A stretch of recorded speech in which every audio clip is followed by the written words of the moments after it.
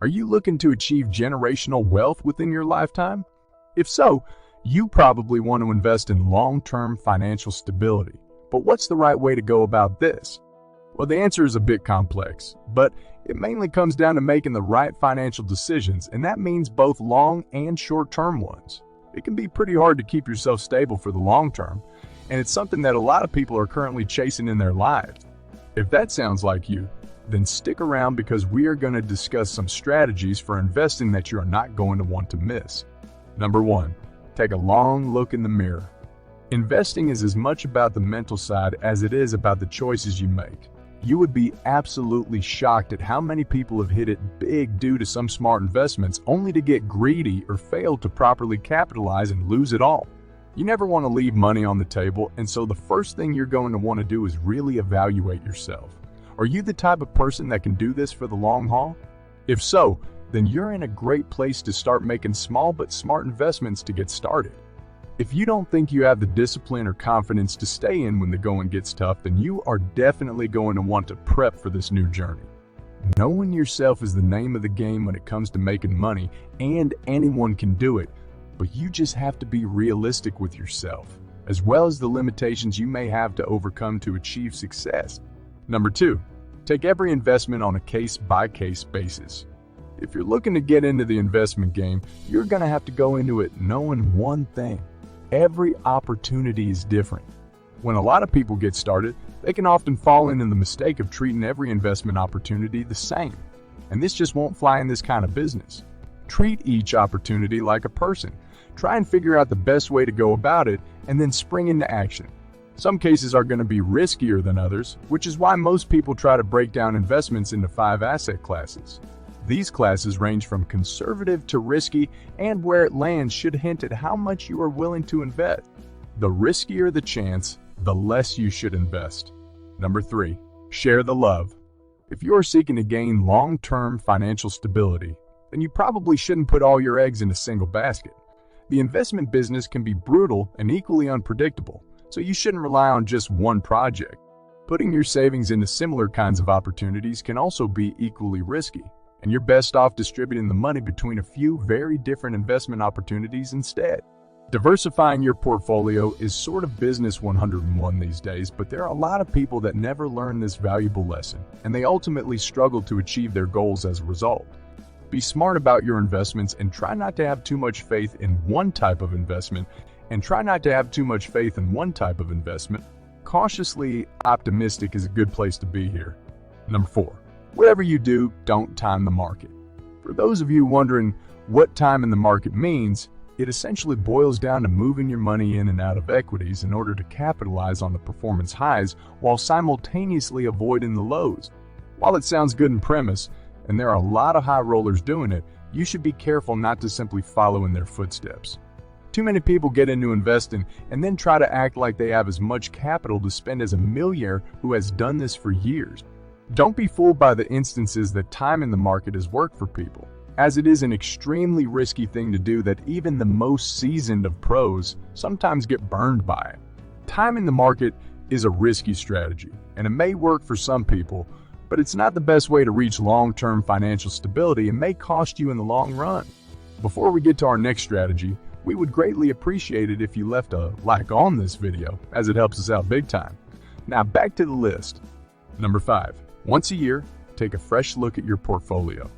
It may not seem like it when you're first getting started, but time moves pretty fast in the world of finance, and it won't be all that long until you know your investment portfolio like the back of your hand. This is great news, as it means you really are getting the hang of things and you know what you are dealing with. The downside to this feeling, however, is that it can keep you from achieving the success that you want. Once a year, you should try to take a look at your portfolio as if you were seeing it for the first time, and you should try to be realistic about what you see. Once you've done this, you will be better able to make the decisions necessary for your financial future, and you will feel freer investing less or more among your various business ventures. Number 6, take your life into account. Your investments aren't going to get married, have kids, or deal with hardship, but that doesn't mean you won't. We tend to separate our business life and our personal one, but that's not always the best strategy. Realistically, Your life situation is a lot more fluid than your professional one, and you are going to go through changes over time. When these changes happen, they may affect your priorities, and that's perfectly naturally. When these life changes happen, they may require you to either take your foot off the gas when it comes to investing or floor it completely.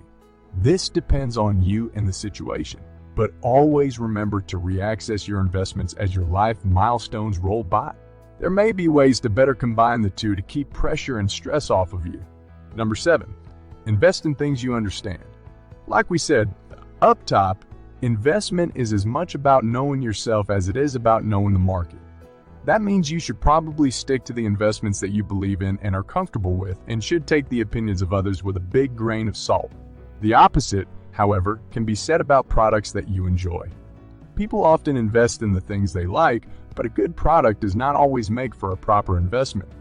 Be careful throwing your money at things you enjoy, because you may not fully understand their model, growth expectations, or even their future plans.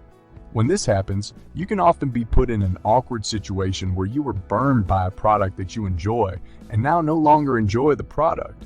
Invest in the things you understand and have confidence in, not the things people tell you to or whatever products you like at the moment. Number 8, start investing as soon as possible. If you're watching this video, then this may seem obvious, but so many people drag their feet when it comes to investing. Everyone is so worried about the right time, situation, or opportunity, but there's rarely, if ever, a perfect chance. Instead, start branching out slowly, learning more and more about what makes investing work and what doesn't. You don't need to do everything right, but you should try and approach it pretty gently at first, targeting investments with as little risk as possible. After you start seeing the returns, any worries or doubts you may have had should be all but gone as your bank account continues to swell. Number 9, do not watch other people's portfolios. Probably the biggest mistake you can make as an investor is to peek over at your friend's portfolio and start to draw comparisons.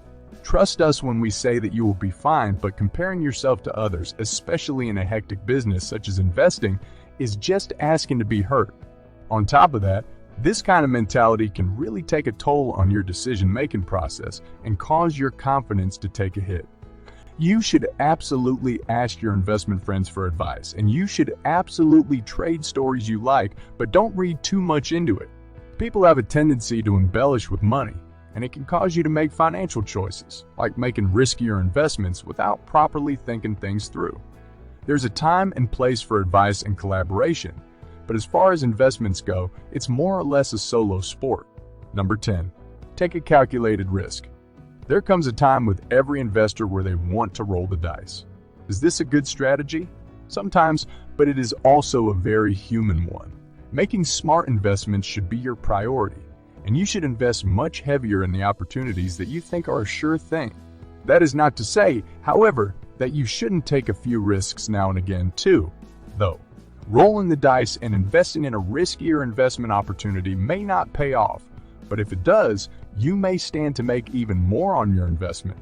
Getting in on the ground floor of the next great tech company is a feather in your financial cap, and it can be a really good feeling when it all comes together. But what about when it doesn't? Well, in those cases, it's definitely a thing you want to just shake off. You shouldn't be heavily investing in the risky propositions anyway, and so the hope is that you lose a little with the opportunity to gain a lot. Investing is a complex business, and there are tons of strategies that may work in order to achieve long-term financial stability. That's why once you get the basics down, you should try to soak up as much information about the investment marketplace as possible so that you can draw your own conclusions and become an even more dangerous investor.